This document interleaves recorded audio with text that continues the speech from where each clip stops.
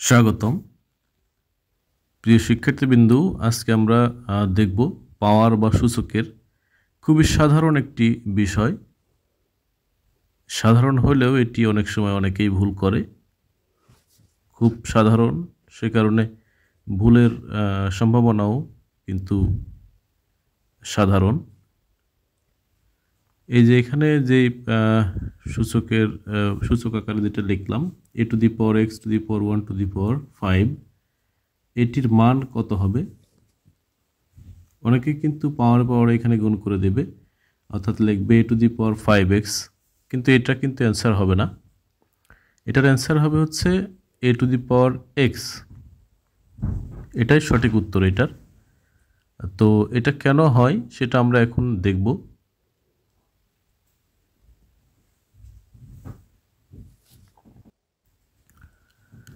তো আমরা দেখতে পাচ্ছি এখানে কিন্তু এই যে পাওয়ার লেখার সময় ব্র্যাকেট না দিলে অবশ্যই ওই পাওয়ারগুলো গুণ আকারে থাকবে না, কিন্তু যদি আমরা এভাবে ব্র্যাকেট দিয়ে লিখি তাহলে কিন্তু ওই পাওয়ারগুলো গুণ আকারে হয়, অর্থাৎ a to the power x গুণ 1 গুণ 5 a to the power 5x।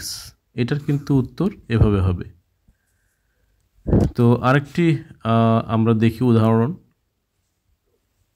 সেটা হচ্ছে 2 to the power 2 to the power 2। এটার অ্যান্সার কত হবে? এটা কিন্তু ব্র্যাকেট নেই, সুতরাং 2 এর পাওয়ার 2 অর্থাৎ 4, তাহলে 2 to the power 4 ইকুয়াল 16। এখন যদি আবার আমরা লিখি 2 to the power square bracket তার উপরে কিউব তার উপরে ব্র্যাকেট স্কোয়ার, তখন কিন্তু ওই পাওয়ারগুলো গুণ আকারে বসবে, অর্থাৎ 2 to the power 12 অ্যান্সার হবে।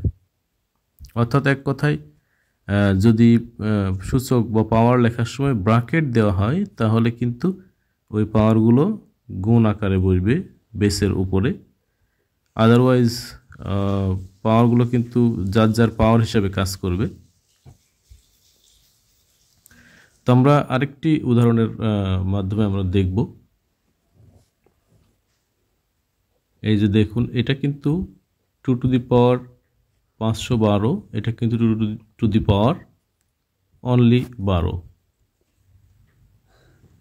তো এটা থেকে কিন্তু আমরা পার্থক্যটা বুঝতে পারতেছি। ব্র্যাকেট থাকলে নিচের বেসের উপরে সূচকগুলো গুণ আকারে বসবে, আর ব্র্যাকেট না থাকলে কিন্তু যার যার সূচক তার উপরেই কাজ করবে। তো আবার আমরা আরেকটি দেখি সমস্যা, সেটা হচ্ছে a to the power square to the power 1 to the power 5।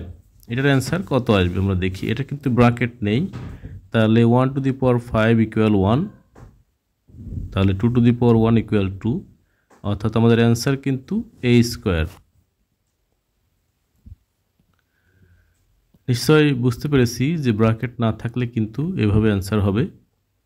এখন আমরা দেখি এটাই ব্র্যাকেট দিয়ে a square bracket to the power 1 bracket to the power 5।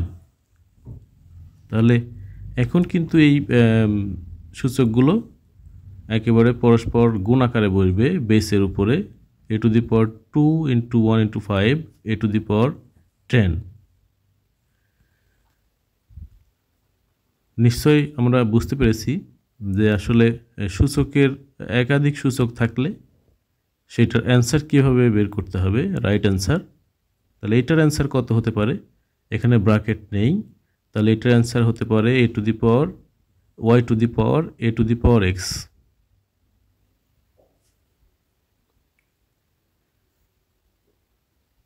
One two the power y equal 1, x to the power 1 equal x, তাহলে এটা answer.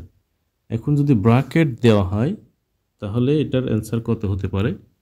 Bracket দিলে কিন্তু main বেসের উপরে সবগুলো পাওয়ার গুণ আকারে থাকে, তাহলে a গুণ x গুণ 1 গুণ y, তাহলে y two the power a x y, এটা কিন্তু আমাদের অ্যান্সার। নিশ্চয়ই আমরা পার্থক্যটা বুঝতে পেরেছি। সবাইকে অনেক ধন্যবাদ।